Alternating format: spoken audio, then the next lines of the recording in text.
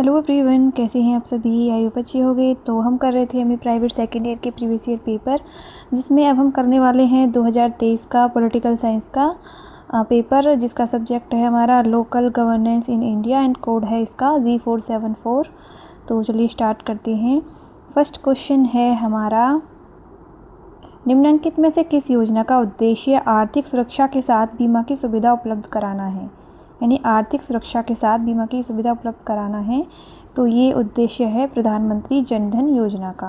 Question number है 2, निम्नलिखित में से कौन सा कार्यक्रम देश को आत्मनिर्भर बनाने का लक्ष्य रखता है। तो देश को आत्मनिर्भर बनाने का लक्ष्य रखता है make in India. Question number है 3, भारत सरकार की AMRUT योजना के अंतर्गत उत्तर प्रदेश की नदियों के किनारे स्थित कितने शहरों के विकास का लक्ष्य रखा गया है। तो रखा गया है 32 शहरों का लक्ष्य। क्वेश्चन नंबर है 4, स्मार्ट सिटी कार्यक्रम का शुभारंभ 2015 में देश के कितने शहरों के विकास के लक्ष्य को ध्यान में रखकर किया गया था। तो वो किया गया था 100 शहरों के विकास के लक्ष्य को ध्यान में रखकर। क्वेश्चन नंबर है 5, कौटिल्य रचित अर्थशास्त्र में किस युग के स्थानीय स्वशासन का वर्णन है। तो वो है मौर्यकाल। क्वेश्चन नंबर है 6, मौर्यकालीन स्थानीय शासन के कार्मिकों में निम्नलिखित में से कौन सम्मिलित नहीं था। तो वो थे ग्रामीणी, जो कि सम्मिलित नहीं थे। क्वेश्चन नंबर है 7, ग्रामिक एवं गोप का मुख्य कार्य क्या था। तो इनका मुख्य कार्य था स्वास्थ्य एवं सफाई। क्वेश्चन नंबर है 8, प्राचीन भारत में नगर प्रशासन का उल्लेख किस युग में हुआ था, किस युग में मिलता है। तो इसका आंसर है मौर्यकाल। इसका थोड़ा कन्फ्यूजन है क्योंकि इसमें गुप्त काल भी है और मौर्यकाल, लेकिन जो मुझे ज़्यादा सही लग रहा है वो है मौर्यकाल। अगर आपने ये कहीं पढ़ा है तो आप भी इसको ज़रूर बताइए कमेंट सेक्शन में जाके। क्वेश्चन नंबर है 9, गुप्त काल में कस्बों के प्रशासन हेतु कौन सी प्रशासनिक इकाई कार्यरत थी। तो वो थी वीथी।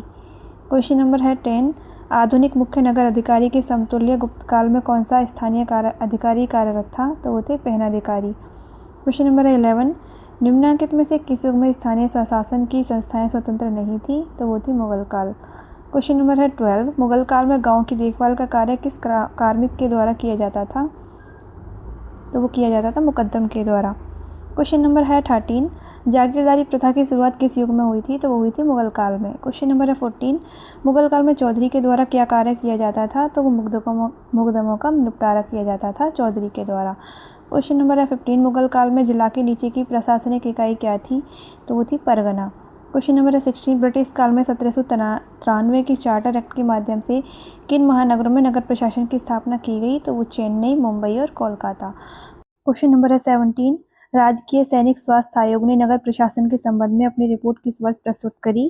तो वो करी थी 1863 में। क्वेश्चन नंबर है 18, मेयो प्रस्ताव में स्थानीय स्वशासन के संबंध में मुख्य प्रावधान क्या थे। तो वो थे उपयुक्त सभी, यानी केंद्र से शक्तियां प्रांतों को हस्तांतरित की जाएं, भारतीयों को प्रशासन से संबंध किया जाए, नगर प्रशासन इन उद्देश्यों को प्राप्त करने के लिए सर्वाधिक उपयुक्त है। ये सभी ठीक हैं जो कि प्रावधान थे मेयो प्रस्ताव के द्वारा। क्वेश्चन नंबर है 19, अंग्रेजों द्वारा भारत में स्थानीय स्वशासन की स्थापना का मूल उद्देश्य क्या था। तो अंग्रेजों द्वारा भारत में स्थानीय स्वशासन की स्थापना का मूल उद्देश्य था, दोनों थे, यानी लगान वसूली के कार्य को सरल बनाना, सत्ता के विकेंद्रीकरण के माध्यम से प्रशासन में मितव्ययिता लाना। मितव्ययिता मतलब कम खर्चा होना। क्वेश्चन नंबर है 20, स्थानीय स्वशासन के संबंध में रिपन प्रस्ताव किस वर्ष लाई गई। तो रिपन प्रस्ताव लाई गई थी 1882 में। क्वेश्चन नंबर है 21, रिपन प्रस्ताव के अनुसार स्थानीय स्वशासन की संस्थाओं को सशक्त बनाने हेतु क्या सुझाव दिए गए। तो वो सुझाव दिए गए थे सभी। कौन कौन से सुझाव है हम देख लेते हैं। तो इसके द्वारा दिया गया था कि स्थानीय संस्थाओं पर राज्य का नियंत्रण अप्रत्यक्ष होना चाहिए, इन संस्थाओं के पास अपना कार्य संपन्न करने के लिए पर्याप्त वित्तीय साधन होने चाहिए, और दिया था स्थानीय शासन के कर्मचारी स्थानीय संस्थाओं के प्रशासनिक नियंत्रण के अधीन होने चाहिए। क्वेश्चन नंबर है 22, राजकीय विकेंद्रीकरण आयोग की रिपोर्ट किस वर्ष प्रकाशित हुई। तो वो हुई थी 1909 में। क्वेश्चन नंबर है 23, प्राथमिक शिक्षा का उत्तरदायित्व नगरपालिका का होना चाहिए, यह सुझाव किस आयोग या प्रस्ताव द्वारा दिया गया था। ये दिया गया था राजकीय विकेंद्रीकरण आयोग द्वारा। क्वेश्चन नंबर है 24, निम्नलिखित में से किस अधिनियम द्वारा देश शासन के स्थान पर स्वायत्त शासन की स्थापना की गई थी। तो वो था भारतीय शासन अधिनियम 1935। क्वेश्चन नंबर है 25, स्थानीय स्तर पर लोकतंत्र को सफल बनाने हेतु किस प्रकार की सत्ता के विकेंद्रीकरण की आवश्यकता होती है। तो वो है उपयुक्त सभी, यानी राजनीतिक विकेंद्रीकरण, प्रशासनिक विकेंद्रीकरण और आर्थिक विकेंद्रीकरण। क्वेश्चन नंबर है 26, राज्य सत्ता में भागीदारी के साथ सरकार के दिन प्रतिदिन के कामकाज में भागीदारी को प्रोफेसर श्री राम माहेश्वरी ने किस प्रकार के लोकतंत्र की संज्ञा दी है? तो वो दी है ग्रास रूट डेमोक्रेसी की। क्वेश्चन नंबर है 27, भारत में स्थानीय संस्थाओं की राजनीतिक स्वायत्तता हेतु किसे अनिवार्य माना जाता है? तो वो राजनीतिक स्वायत्तता द्वारा अनिवार्य माना जाता है आर्थिक आत्मनिर्भरता को। क्वेश्चन नंबर है 28, मूल रूप से संविधान के किस भाग में स्थानीय स्वशासन की संस्थाओं का उल्लेख किया गया है? तो संविधान के चौथे भाग में स्वशासन की यानी स्थानीय स्वशासन की संस्थाओं का उल्लेख किया गया है। क्वेश्चन नंबर है 29, भारत में नगरीय स्थानीय स्वशासन किस विभाग के अंतर्गत स्थापित है? तो वो स्थानीय स्वशासन विभाग के अंतर्गत स्थापित है। क्वेश्चन नंबर है 30, सामुदायिक विकास कार्यक्रम का प्रारंभ किस वर्ष किया गया? तो वो किया गया था 1952 में। क्वेश्चन नंबर है 31, सामुदायिक विकास कार्यक्रम के मूल्यांकन हेतु नियुक्त अध्ययन दल के अध्यक्ष कौन थे? तो वो थे बलवंत राय मेहता। क्वेश्चन नंबर है 32, निम्नलिखित राज्यों को उनके द्वारा अपनाई गई पंचायत व्यवस्था यानी वर्षवार के अनुसार क्रमवार व्यवस्थित करें एवं दिए गए कोट में से सही उत्तर का चयन करें। तो जो सीक्वेंस वाइज है वो पहले है राजस्थान, फिर असम, फिर मैसूर और फिर महाराष्ट्र। इसका ऑप्शन ए करेक्ट हो जाएगा। 1, 2, 3 और 4। क्वेश्चन नंबर है 33, बलवंत राय मेहता समिति द्वारा पंचायती संस्थाओं के किस स्तर को अत्यधिक महत्वपूर्ण बताया गया? तो बताया गया था खंड स्तर को। क्वेश्चन नंबर है 34, जीवी के राव समिति की प्रमुख सिफारिश निम्नलिखित में से क्या थी? तो इनकी प्रमुख सिफारिश थी उपयुक्त सभी। कौन कौन सी थी देख लेते हैं। पहला है ग्रामीण विकास हेतु योजनाएं बनाने, निर्णय लेने व उन्हें लागू करने का कार्य पंचायतों को सौंपा जाए। बी, महिलाओं व कमजोर वर्गों का पंचायतों में पर्याप्त प्रतिनिधित्व होना चाहिए। सी, पंचायतों का कार्यकाल 8 वर्ष होना चाहिए। क्वेश्चन नंबर है 35, पंचायती राज संस्थाओं को संवैधानिक दर्जा देने की सिफारिश सर्वप्रथम किस समिति के द्वारा दी गई थी? तो वो दी गई थी लक्ष्मीमल सिंघवी समिति के द्वारा। क्वेश्चन नंबर है 36, लक्ष्मीमल सिंघवी समिति की नियुक्ति किस वर्ष की गई? तो वो की गई थी 1986 में। क्वेश्चन नंबर है 37, पंचायती संस्थाओं से जुड़े विवादों को हल करने हेतु पंचायती राज ट्राइब्यूनल की स्थापना की सिफारिश किस समिति द्वारा की गई? तो वो की गई थी लक्ष्मीमल सिंघवी समिति के द्वारा। क्वेश्चन नंबर है 38, जिला परिषद को पंचायती राज का केंद्र बनाए जाने का सुझाव किस समिति द्वारा दिया गया था? तो वो दिया गया था पी के थुंगन समिति के द्वारा। क्वेश्चन नंबर है 39, जिलाधीश को जिला परिषद का अधिशासी अधिकारी बनाए जाने की सिफारिश किस समिति द्वारा की गई थी? तो वो की गई थी पी के थुंगन समिति के द्वारा। क्वेश्चन नंबर है 40, पंचायत संस्थाओं के गठन की दृष्टि से निम्नलिखित में से कौन सा प्रांत बेमेल है? तो वो है पश्चिम बंगाल। क्वेश्चन नंबर है 41, उत्तर प्रदेश में पंचायती राज के संदर्भ में 15 अगस्त एवं 26 जनवरी का क्यों महत्व है? तो वो इसलिए महत्व है कि शासन द्वारा ग्राम सभा की बैठकों की तिथि 15 अगस्त एवं 26 जनवरी निर्धारित की गई है। क्वेश्चन नंबर है 42, 73वें व 74वें संविधान संशोधन अधिनियम के प्रावधानों से किन राज्यों के क्षेत्रों को मुक्त रखा गया है? तो वो सभी को रखा गया है यानी नागालैंड, मेघालय, मणिपुर। इसका ऑप्शन डी सही हो जाएगा, उपयुक्त सभी। क्वेश्चन नंबर है 43, 73वें व 74वें संविधान संशोधन के प्रावधानों को किस राज्य में किस स्थिति में लागू किया जा सकता है? तो इसका हो जाएगा राज्य सरकार द्वारा कानून बनाकर। क्वेश्चन नंबर है 44, 44वें संविधान संशोधन का संबंध निम्नलिखित में से किससे है? तो नगरीय स्वशासन से है। क्वेश्चन नंबर है 45, ग्राम पंचायत का सदस्य निर्वाचित होने के लिए उम्मीदवार का नाम किस मतदाता सूची में होना चाहिए? तो वो होना चाहिए स्थानीय मतदाता सूची में। क्वेश्चन नंबर है 46, राज्य निर्वाचन आयोग पर किन संस्थाओं के स्वतंत्र व निष्पक्ष चुनाव की जिम्मेदारी है? तो वो है स्थानीय स्वशासन की संस्थाओं की जिम्मेदारी है। क्वेश्चन नंबर है 47, वर्तमान में उत्तर प्रदेश में पंचायती राज संस्थाओं का गठन किस अधिनियम के अनुसार किया जाता है? तो वो किया जाता है उत्तर प्रदेश पंचायत राज संशोधन अधिनियम 1994 के द्वारा। क्वेश्चन नंबर है 48, निम्नलिखित में से क्या 73वें व 74वें संविधान संशोधन अधिनियम का अंग नहीं है? तो वो है पंचायती राज ट्राइब्यूनल की स्थापना। क्वेश्चन नंबर है 49, उत्तर प्रदेश सरकार द्वारा हाल ही में किस पंचायत संस्था को समाप्त कर दिया गया? तो वो किया गया था न्याय पंचायत को। क्वेश्चन नंबर है 50। 73वें व 74वें संविधान संशोधन अधिनियम द्वारा देश में कितने स्तरों वाली पंचायत व्यवस्था का प्रावधान किया गया है? तो वो है 3 स्तर वाली पंचायत व्यवस्था का प्रावधान किया गया है। क्वेश्चन नंबर है 51। 73वें व 74वें संविधान संशोधन अधिनियम के अंतर्गत स्थानीय स्वशासन की संस्थाओं को कितने विषयों पर कानून बनाने का अधिकार दिया गया है? तो दिया गया है 29 विषयों पर कानून बनाने का अधिकार दिया गया है। क्वेश्चन नंबर है 52। उत्तर प्रदेश सरकार द्वारा पंचायत संस्थाओं को कितने विषयों पर कानून बनाने का अधिकार प्रदान किया गया है? तो दिया गया है 16 विषयों पर। क्वेश्चन नंबर है 53। नगर पंचायत का गठन किस क्षेत्र में किया जाता है? तो नगर पंचायत का गठन किया जाता है उस क्षेत्र में जो ग्रामीण क्षेत्र से नगरीय क्षेत्र में परिवर्तित हो रहा हो। क्वेश्चन नंबर है 54। नगरीय स्वशासन की सबसे बड़ी इकाई निम्नलिखित में से क्या है? तो वो है नगर निगम, जो कि नगरीय स्वशासन की सबसे बड़ी इकाई है। क्वेश्चन नंबर है 55। राज्य सरकार नगरीय स्वशासन पर नियंत्रण किस प्रकार से स्थापित करती है? तो वो करती है नगरीय संस्थाओं का बजट स्वीकृत करके, नगर पालिका के सदस्यों को 5 वर्षों से पूर्व पदच्युत कर, वित्तीय अनुदान देकर। तो इसका हो जाएगा ऑप्शन डी, उपयुक्त सभी तरीकों से। क्वेश्चन नंबर है 56। निम्नांकित 56 क्वेश्चन कहाँ गया हमारा? क्वेश्चन नंबर है 56। निम्नांकित में से किस राज्य में केवल एक स्तरीय पंचायत व्यवस्था क्रियाशील है? तो वो है केरल में। क्वेश्चन नंबर है 57। ग्राम एवं नगर स्वशासन से संबंधित कौन सी 2 संस्थाएं शक्ति एवं महत्व की दृष्टि से समान है? तो वो है ग्राम सभा एवं वार्ड समिति। क्वेश्चन नंबर है 58। खंड पंचायत स्तर के प्रशासनिक अधिकारी का पदनाम क्या है? तो वो है खंड विकास अधिकारी। क्वेश्चन नंबर है 59। सूची फर्स्ट को सूची सेकंड से सम्मिलित कीजिए और दिए गए कूट में से सही उत्तर का चयन कीजिए। तो पहला है ग्राम पंचायत, तो ग्राम पंचायत का होता है प्रधान। क्षेत्र पंचायत का क्या होता है? प्रमुख। और है जिला पंचायत, जिला पंचायत का होता है अध्यक्ष।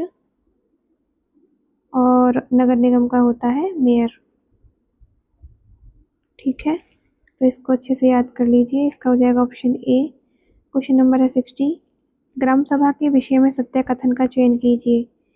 तो इसके सत्य कथन जो है ये सभी ठीक है। तो कौन कौन से हम देख लेते हैं कि ग्राम सभा के गठन हेतु 200 या अधिक जनसंख्या का होना आवश्यक है। ग्राम प्रशासन से संबंधित कोई भी निर्णय ग्राम सभा की स्वीकृति के बिना वैध नहीं होता। सी, ग्राम सभा के सदस्य गांव में रहने वाले भी सभी वयस्क होते हैं जिनका नाम स्थानीय निर्वाचन की मतदाता सूची में होता है। तो इसका ऑप्शन डी सही हो जाएगा। क्वेश्चन नंबर है 61। निम्नलिखित में से किस स्थानीय संस्था के सदस्य विशेष परिस्थितियों में अपनी बैठक स्वयं आमंत्रित कर सकते हैं?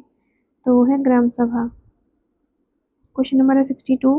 गांव के विकास कार्यों की समीक्षा करने का अधिकार किसे है? तो वो है ग्राम सभा को। क्वेश्चन नंबर है 63। ग्राम पंचायत का गठन न्यूनतम कितनी जनसंख्या पर किया जाता है? तो वो किया जाता है 1000 जनसंख्या पर। क्वेश्चन नंबर है 64। 3000 से अधिक आबादी होने पर ग्राम पंचायत के सदस्यों की संख्या कितनी होगी? तो वो होगी 15। क्वेश्चन नंबर है 65। मनरेगा के अंतर्गत कामगारों की उपस्थिति किसके द्वारा प्रमाणित की जाती है? तो वो की जाती है ग्राम पंचायत के द्वारा। क्वेश्चन नंबर है 66। प्राथमिक एवं प्रौढ़ शिक्षा कार्यक्रमों का आयोजन निम्नलिखित संस्थाओं में से किसकी जिम्मेदारी है? तो वो है ग्राम सभा की। क्वेश्चन नंबर है 67। राज्य सरकार द्वारा हटाए जाने के कितने वर्षों तक एक पंचायत प्रमुख को निर्वाचन के योग्य नहीं समझा जाता है? तो वह 3 वर्ष तक। क्वेश्चन नंबर है 68। ग्राम पंचायतों द्वारा वार्षिक विकास कार्यों की आख्या निम्नलिखित में से किसे सौंपी जाती है? तो वो क्षेत्र पंचायत को सौंपी जाती है। क्वेश्चन नंबर है 69। एक से अधिक ग्रामों के लिए गठित ग्राम पंचायत में विकासात्मक कार्य किसके माध्यम से संपन्न किए जाते हैं? तो किए जाते हैं क्षेत्र पंचायत से। क्वेश्चन नंबर है 70। निम्नलिखित में से कौन जिला पंचायत की अध्यक्षता हेतु अयोग्य होता है? तो वो है उपयुक्त सभी। कौन कौन से? संसद या राज्य विधानमंडल के सदस्य, नगर प्रमुख, टाउन एरिया कमेटी का अध्यक्ष। क्वेश्चन नंबर है 71। न्याय पंचायत की अध्यक्षता कौन करता है? तो वो करता है सरपंच। क्वेश्चन नंबर है 72। न्याय पंचायत के विषय में सत्य कथन का चयन कीजिए। तो इसका है उपरोक्त सभी कथन सत्य हैं। न्याय पंचायत में 10 से लेकर 30 तक सदस्य हो सकते हैं। न्याय पंचायत के सदस्य ग्राम पंचायत के सदस्यों में से ही नामित किए जाते हैं।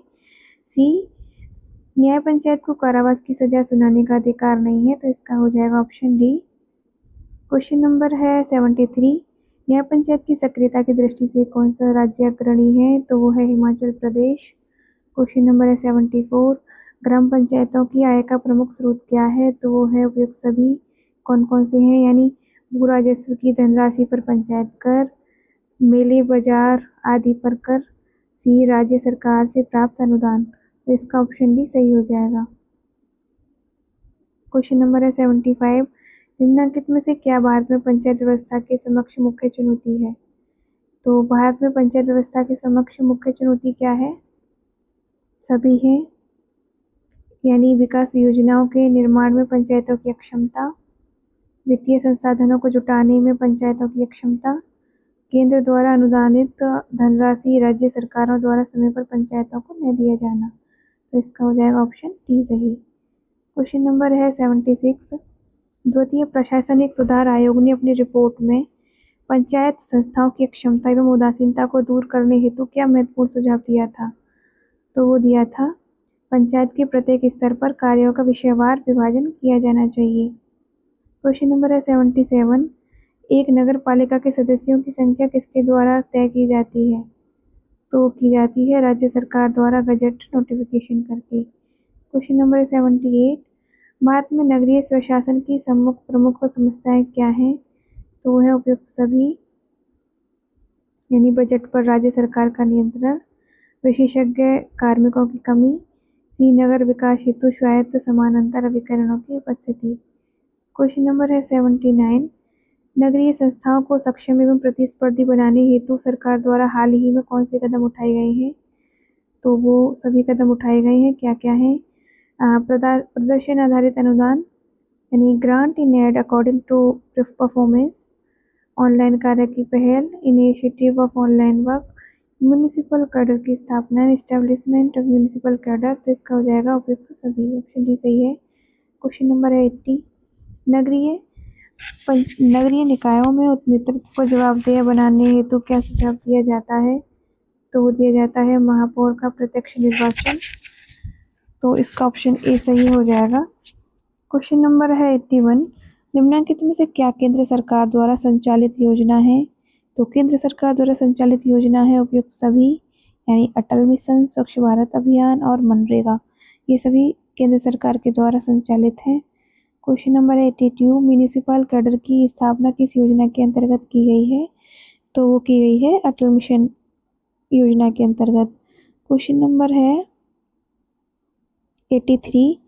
स्वतंत्रता प्राप्ति के बाद ग्रामीण विकास के व्यापक लक्ष्य को ध्यान में रखते हुए सर्वप्रथम प्रायोगिक योजना उत्तर प्रदेश के किन जिलों में क्रियान्वित की गई, तो वो की गई थी ए और बी, यानी गोरखपुर और इटावा में। Question number 84। सामुदायिक विकास कार्यक्रम का शुभारंभ कितने विकास खंडों की स्थापना के साथ किया गया था, तो वो किया गया था 55 विकास खंडों की स्थापना के साथ। Question number 85। सामुदायिकता का विचार भारत के लिए उतना ही पुराना है जितने वेद और प्राचीन भारतीय सभ्यता, यह कथन किसका है, तो यह कथन है श्री राम माहेश्वरी का। Question number 86।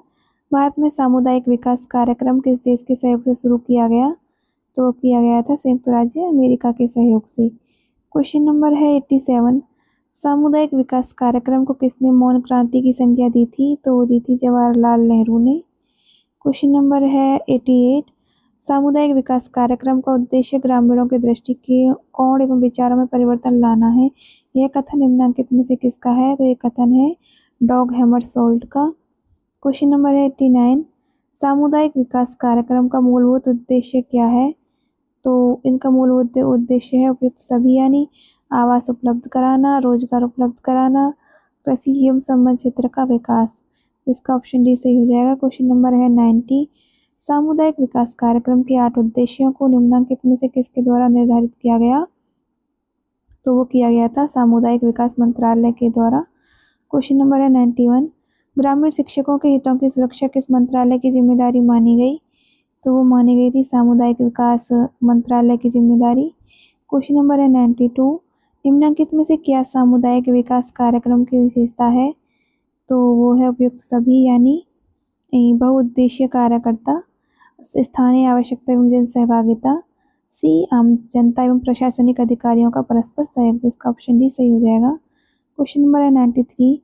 सामुदायिक विकास कार्यक्रम की प्रगति का मूल्यांकन करने एवं नीति निर्धारित करने हेतु गठित सलाहकार समिति का अध्यक्ष कौन होता है? तो होता है प्रधानमंत्री। इसका हो जाएगा ऑप्शन सी। क्वेश्चन नंबर है 94। जिला स्तर पर सामुदायिक विकास कार्यक्रम के क्रियान्वयन का समग्र दायित्व किसका है? तो है जिला परिषद का। क्वेश्चन नंबर है 95। ग्रामीण स्तर पर सामुदायिक विकास कार्यक्रमों के क्रियान्वयन में किसकी भूमिका सर्वाधिक महत्वपूर्ण होती है? तो होती है ग्राम सेवक की। क्वेश्चन नंबर है 96। ग्राम सेवक की नियुक्ति कितने ग्रामों के लिए की जाती है? तो ग्राम सेवक की नियुक्ति की जाती है 10 ग्रामों के लिए। क्वेश्चन नंबर है 97। सामुदायिक विकास कार्यक्रमों की सफलता हेतु पंचायतों की भूमिका पर बल किस समिति द्वारा दिया गया था? तो वो दिया गया था बलवंत राय मेहता समिति के द्वारा। क्वेश्चन नंबर है 98। विकास खंडों द्वारा पूर्ण किए जाने वाले समन्वित ग्रामीण विकास कार्यक्रम के अंतर्गत प्रत्येक विकास खंड द्वारा प्रतिवर्ष कितने निर्धन परिवारों को सुविधाएं प्रदान की जाती हैं? तो वो की जाती है 600 निर्धन परिवारों को सुविधाएं प्रदान की जाती हैं। क्वेश्चन नंबर है 99। ग्रामीण बेरोजगारों को वर्ष में 100 दिन के काम की गारंटी देने वाली योजना कौन सी है? तो 100 दिन के काम की गारंटी देने वाली योजना है महात्मा गांधी राष्ट्रीय रोजगार गारंटी कार्यक्रम। क्वेश्चन नंबर है 100। भारत सरकार द्वारा पौष्टिक आहार कार्यक्रम का संचालन किस राष्ट्रीय संस्था के सहयोग से किया जा रहा है? तो वो किया जा रहा है WHO, यूनिसेफ। तो इसका हो जाएगा ऑप्शन सी उपयुक्त दोनों।